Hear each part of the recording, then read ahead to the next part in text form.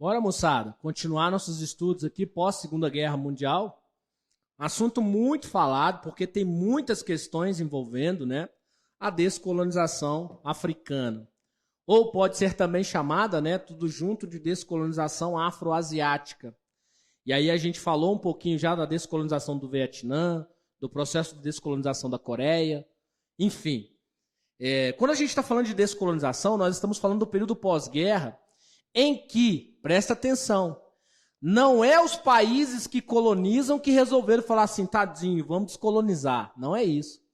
É os países que eram colonizados que começaram a brigar muito para não permanecerem colonizados. Países, principalmente, que estão no continente africano e no continente asiático. Países como Angola, Moçambique, Argélia, Congo, né, que começam a brigar muito para se verem livres aí do processo de exploração que era feito principalmente pelos europeus.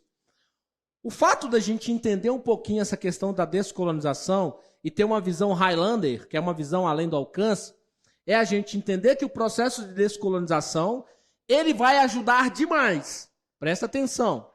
Quando a gente fala de descolonização, nós estamos projetando em alguns anos a nova ordem mundial, tá? Lembra que a nova ordem mundial ela vai ser colocada aí criando, inclusive, o quarto e o terceiro mundo, né? Nova ordem mundial.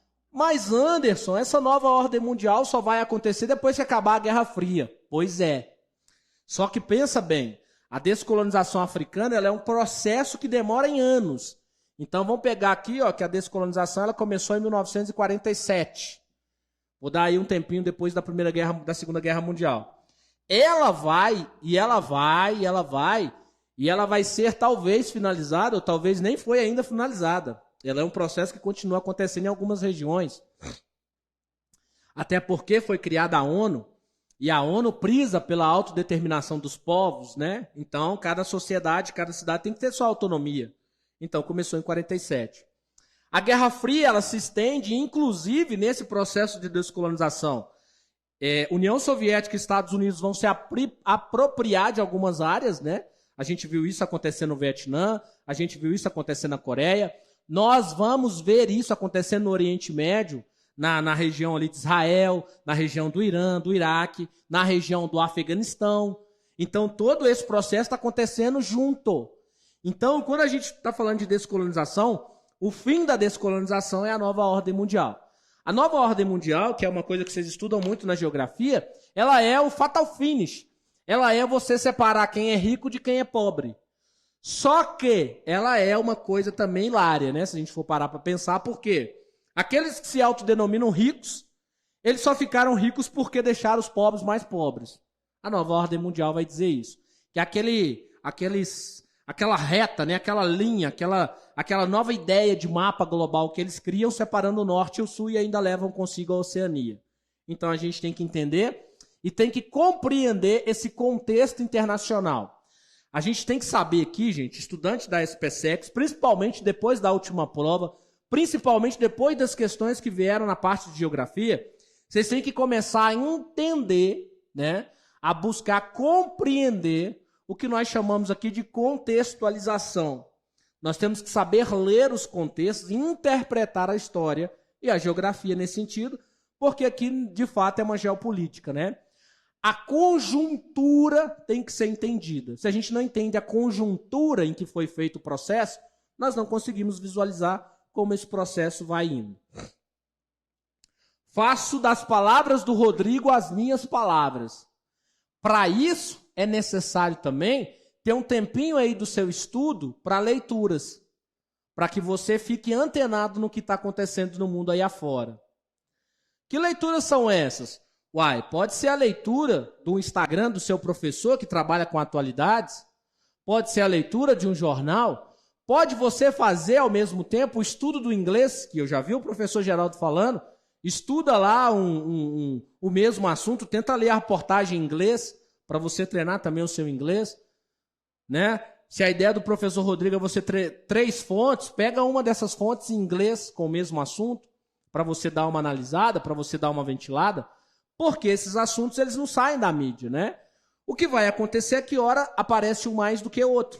né? A questão do Oriente Médio, por exemplo, estava aí na crista da onda. As batalhas que estavam acontecendo dentro de Israel entre árabes e israelenses, que é um famoso conflito árabe-israelense que não tem fim, né? Então é saber dessas coisas. Inclusive, eu acho que esse é um tema da sua prova desse ano, a questão do Oriente Médio, beleza? A questão da descolonização foi fator da sua prova, se não falha minha memória, no ano de 2019, a Conferência de Bandung, né? Vai ter uma conferência africana no ano de 1955, se não falha minha memória, e nesse ano os africanos resolvem o que, nós não queremos saber nem de Estados Unidos e nem de União Soviética, nós vamos fazer a nossa história. 29 nações assinaram a Conferência de Bandung. E aí eles vão propor a sua própria realidade. Tudo bem que eles vão propor uma realidade em que a maioria das suas riquezas já foram extraídas. Mas aí começa a acontecer uma série de coisas no mundo que a gente precisa ficar atento. Na questão da descolonização africana e da descolonização asiática, nós temos duas coisas importantes. A própria independência, ou a próprio processo de busca de autonomia da Índia é um deles, né? Não só da Índia, né? A gente vai ter a própria Revolução Chinesa. Não vamos esquecer que a China também faz a sua revolução.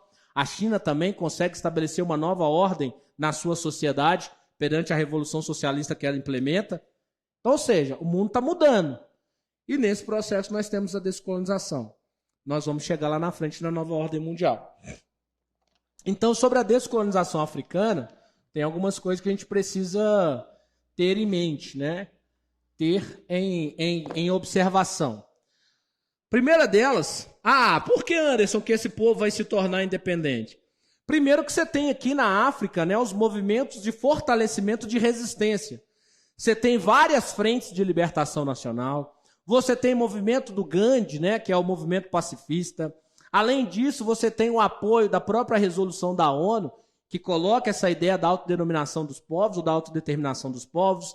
Você tem muitos movimentos acontecendo de forma similar, o que ficou muito difícil, por exemplo, para a Inglaterra, França, que eram grandes colonizadores, darem conta. Muitos movimentos pipocando. Vamos lembrar que Inglaterra e França dominavam quase todo o Oriente Médio nesse período, né? Vamos lembrar que Inglaterra e França tinham grandes colônias na África e na Ásia. A Índia, por exemplo. Então, eles não vão aguentar. É muito movimento de libertação para a nação aguentar. Então, nós vamos ter aí um efeito dominó.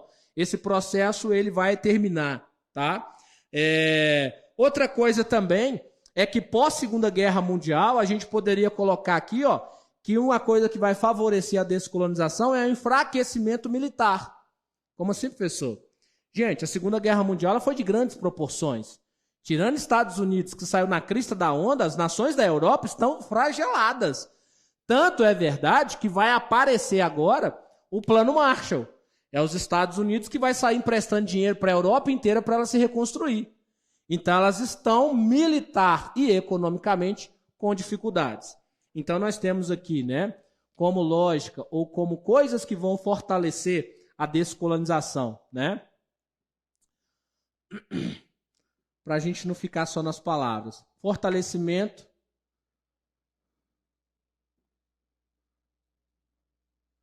deste processo. Ele está baseado na autodeterminação dos povos.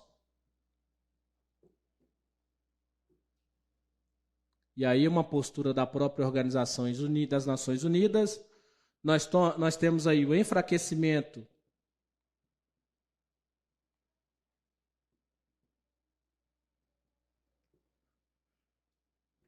econômico e militar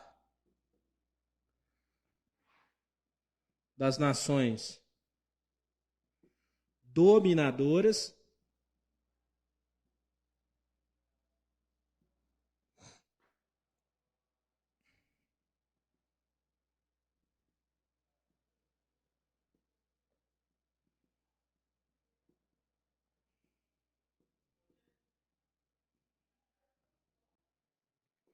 Nós temos esses 3 pontos aí que são importantes, Autodeterminação dos povos, ou seja, ajuda internacional da ONU, quando ela fala sobre essa autodeterminação. O enfraquecimento econômico e militar das nações dominadoras, Ou seja, as nações europeias que dominavam essas regiões começaram a esfacelar, inclusive vão precisar de ajuda econômica americana, e o crescimento dos movimentos de libertação nacional. A gente poderia falar aqui de vários deles, né? Vários movimentos de libertação nacional. Frente de Libertação da Palestina, Frente de Libertação do Congo, Frente de Libertação da Guiné, Frente de Libertação de Angola, enfim, um monte de Frente de Libertação. E Frente de Libertação talvez seja o nome mais famoso desse período aqui, porque um grande número vão aí entrar nessa lógica de libertação, beleza? E aí a gente começa a falar especificamente de casos, tá?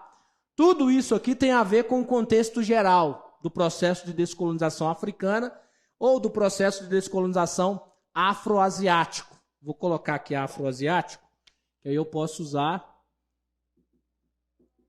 para os dois, tá? Nos próximos vídeos nós vamos fazer estudos de caso, beleza? E aí a gente vai falar especificamente de localidades aí. Tamo junto? Vamos lá.